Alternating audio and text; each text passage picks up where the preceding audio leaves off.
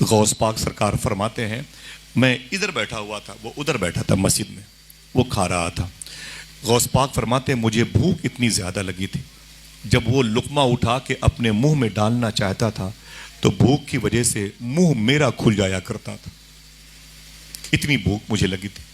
اس نے مجھے دیکھا، کہا اے مسافر ادھر ادھر آ تعال۔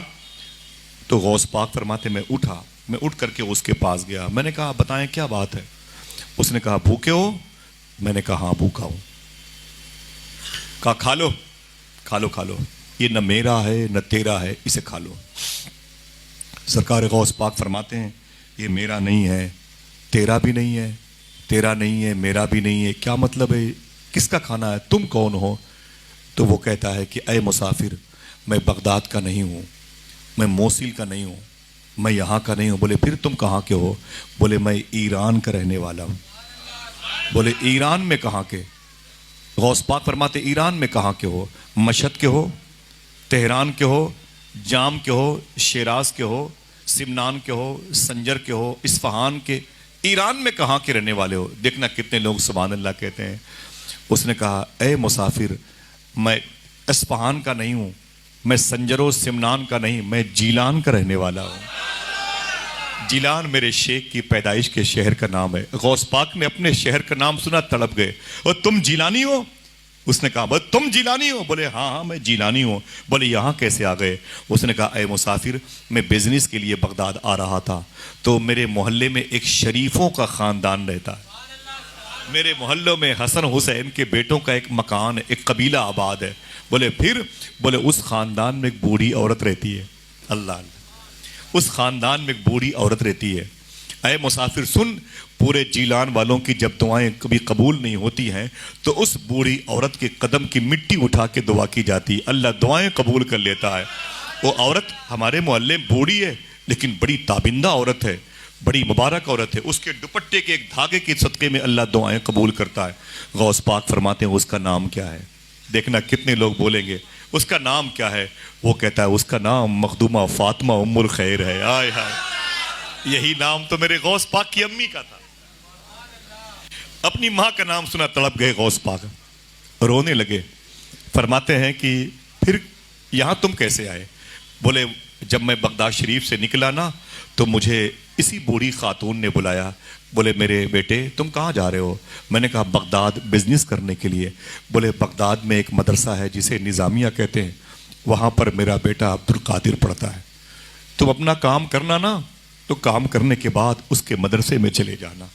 میرا بیٹا عبد القادر اسی مدرسے میں پڑھتا ہے، وہ مجھ سے بڑی محبت کرتا ہے اور میں اس سے بڑی محبت کرتی ہوں۔ وہ ہمیشہ کے لیے مجھ سے بچھڑ گیا لیکن ان دنوں اس کی یاد بہت آ رہی ہے، میرے بیٹے کی یاد بہت آ رہی ہے۔ ایسا لگتا ہے میرا بیٹا بھوکا ہے، میرا بیٹا پیاسا ہے۔ یہ بات حقیقت ہے کہ بچے اگر بھوکے پیاسے ہوتے ہیں تو ماں کو خبر ہو جاتی ہے، صحیح ہے کہ نہیں؟ لیکن اگر ماں بھوکی ہوتی ہے تو بچوں کو خبر نہیں ہوتی۔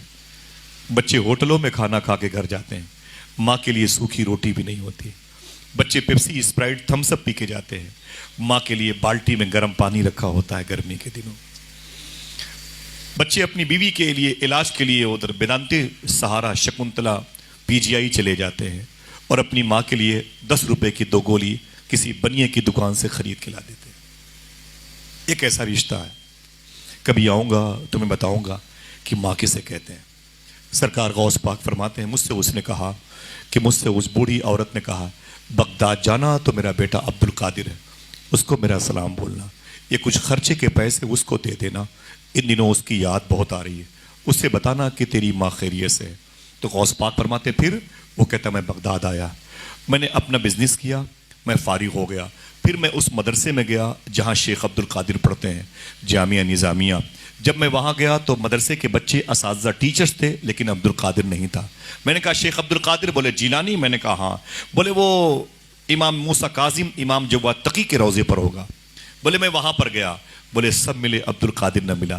کسی نے کہا قریب میں امام اعظم ابو حنیفہ کی بارگاہ ہے، بولے سب ملے عبد القادر نہ ملا۔ کسی نے کہا کرکوک سلیمانیہ موصل کردستان کی طرف ہوگا، یونس علیہ السلام کی بارگاہ، بولے سب ملے عبد القادر نہ ملا۔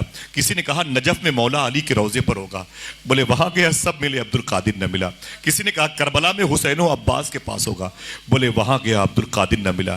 تو کسی نے کہا تھا عبد القادر مدائن کے جنگلوں میں گم ہو گیا، وہی گم ہو گیا، اس کی عقل معوف ہو گئی، معاذ اللہ اس کی عقل خراب ہو گئی، عبد القادر شاید انتقال کر گیا۔ کہا پھر میں نے عبد القادر کو ڈھونڈتے ڈھونڈتے تھک گیا، میرے اپنے پیسے ختم ہو گئے۔ بولے پھر؟ بولے اب جو پیسے میرے پاس اس کی ماں نے دیے تھے، ان پیسوں سے خرید کر میں نے کھانا شروع کر دیا۔ انہی پیسوں کا یہ کھانا ہے جو ابھی میں نے تیرے سامنے رکھے دیکھے، اسی لیے میں نے تجھ سے کہا اسے کھا لے، نہ میرا ہے نہ تیرا ہے۔ اتنا سننا تھا، غوث پاک بہت روئے، اتنا روئے آنکھوں سے آنسو نکلے۔ اس نے کہا اے مسافر تو روتا کیوں ہے؟ غوث پاک فرماتے ہیں اے مسافر سن، جیلان سے آنے والے، جس عبد القادر کو تو ڈھونڈ رہا ہے وہ میں ہوں، جس کے لیے تو نے اتنی دقتوں کا سامنا کرنا پڑا تجھے، وہ میں ہوں۔ اس نے کہا تم جیلانی عبد القادر ہو؟ فرمایا میں ہوں۔ کہا وہ تیرے باپ کا نام شیخ موسیٰ جنگی دوست ہے؟ فرمایا ہاں۔ تیری ماں کا نام فاطمہ ام الخیر؟ کہا ہاں۔ کہا تیرے دادا عبداللہ جیلانی؟ فرمایا ہاں۔ کہا تیری پھپھو عائشہ؟ فرمایا ہاں، یہ میرے گھر کے لوگ ہیں، یہ میری ماں ہے۔ وہ لپٹ گیا۔ اس نے کہا اے عبد القادر تو بڑا خوش قسمت ہے، تجھے اس ماں کا شکم ملا جس کے نام کے صدقے میں اللہ دعائیں قبول کرتا ہے، تو اس شریفوں کے خاندان کا ہے، شرفا کے خاندان کا، تو حسنی حسینی لال ہے۔ میں نے کہا ہاں۔ یہ بتا میری ماں کیسی ہے؟